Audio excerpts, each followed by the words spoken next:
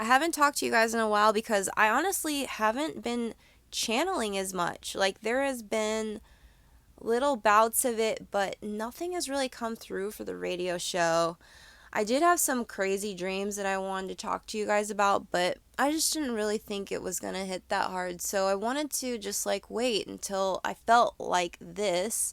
And this is the moment where it all starts to sort of channel through. It all is making sense now because I'm in contact with my Earth Mother, and I think that alone would start to activate some things in a person, especially when, a lot of dormant cellular memories are being activated. So, yes, it's a video about family karmic lessons. And I know this is boring. You don't want to talk about this with me, but I guarantee if you're listening to this, you probably have dealt with this at some time. This is life. And I am committed to showing up for it for not only myself, but just like for everything and everyone around me. I realized that running off into the forest and the desert, it works for so long and then it doesn't work. There's been just a lot of questions like being thrown at me from some people, like, why are you out here and what's with the birds? And some things just don't really line up and add up to a lot of folks, and I get it. I get it. So I took it upon myself to really do some soul searching and figure out, what is this? Like, why am I so comfortable being alone? And why am I so distant to the human species? And I just don't want it to be my story anymore. So the journey forward from that towards my evolution has been to release some of my karmic debts. Basically, having to do the work, the stuff you don't want to do, having the conversations that are difficult, and moving some of that energy around. And that's basically what I'm right in the middle of right now. So, I wanted to share with you the one thing that I'm having a self-realization about. And it is the fact that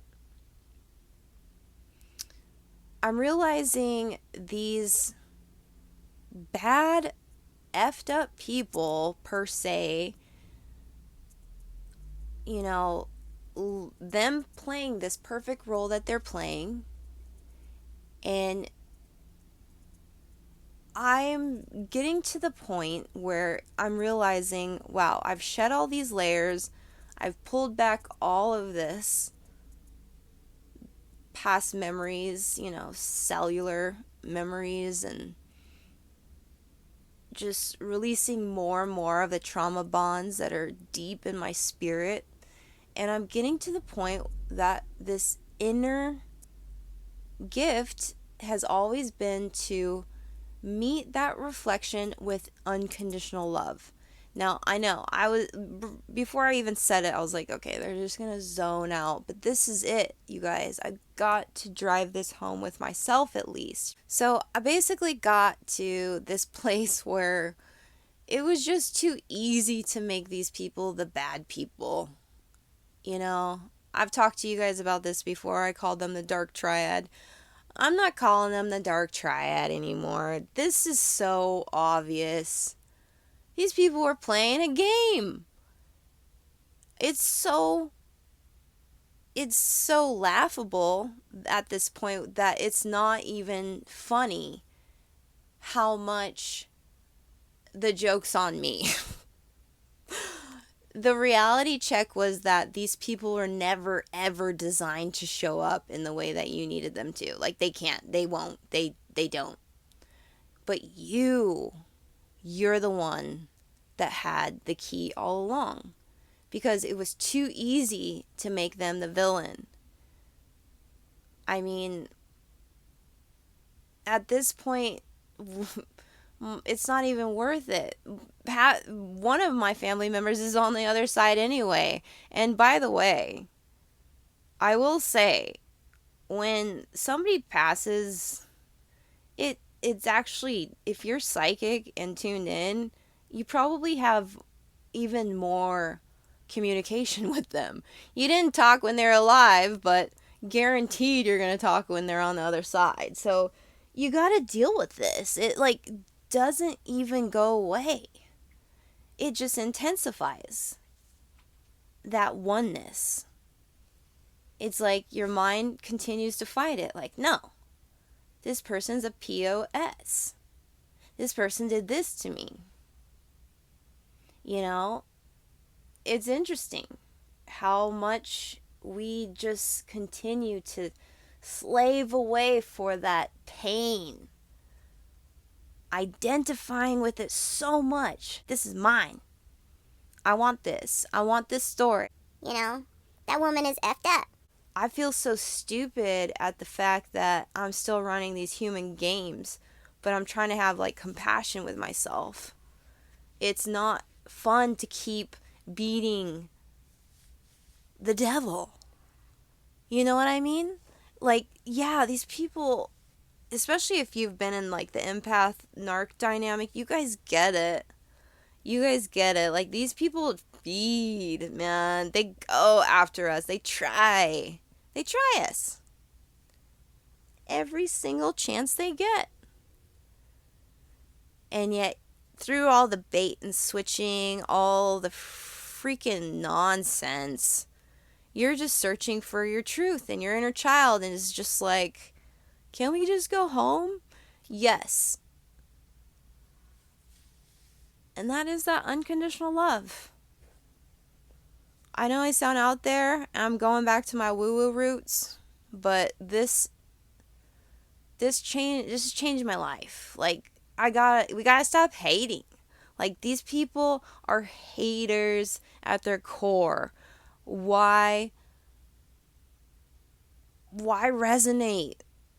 You know, like, why be on that vibe with them? It's so good not to. It's so much better. So, something about me that you probably didn't know is that I was raised by an older white woman as a nanny until I was like 10. So, she was like this beautiful angel of my life.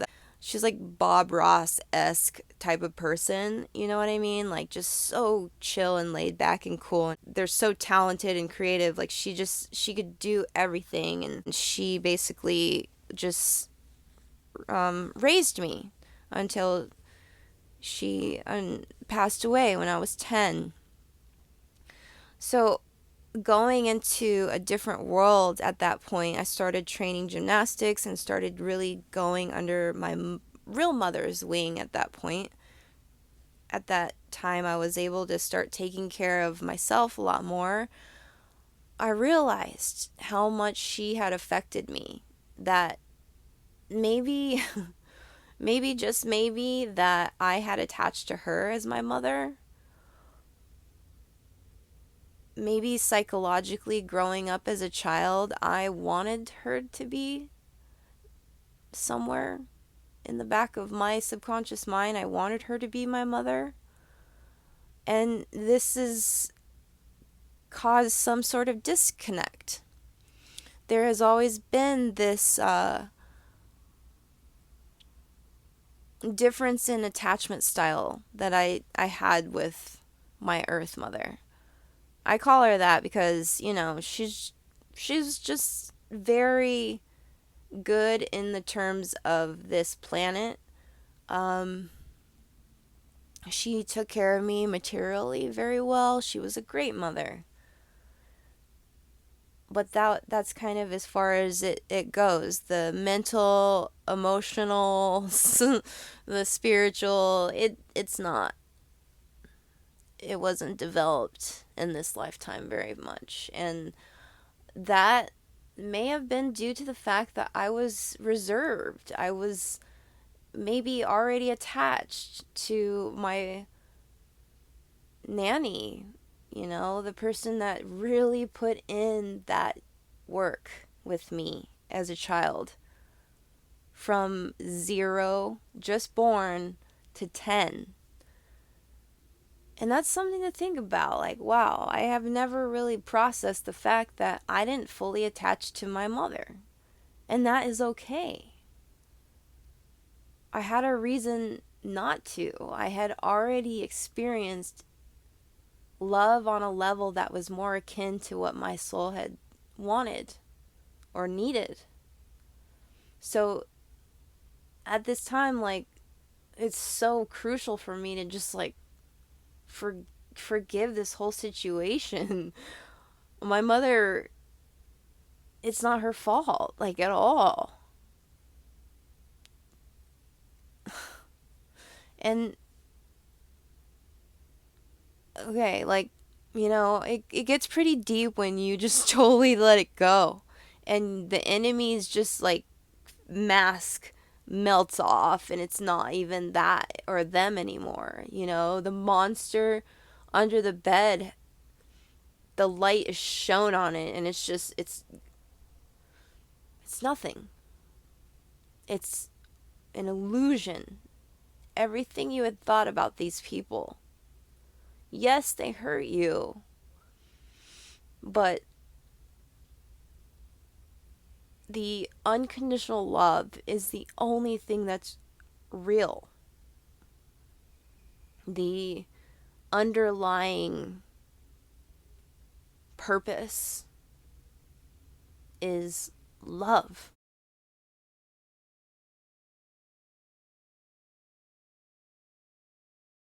As I went back to edit this video, I realized that the original video was 16 minutes and 16 seconds, so I asked Siri what that meant in terms of angelic numbers, and she told me it was the renewal of love in relationships.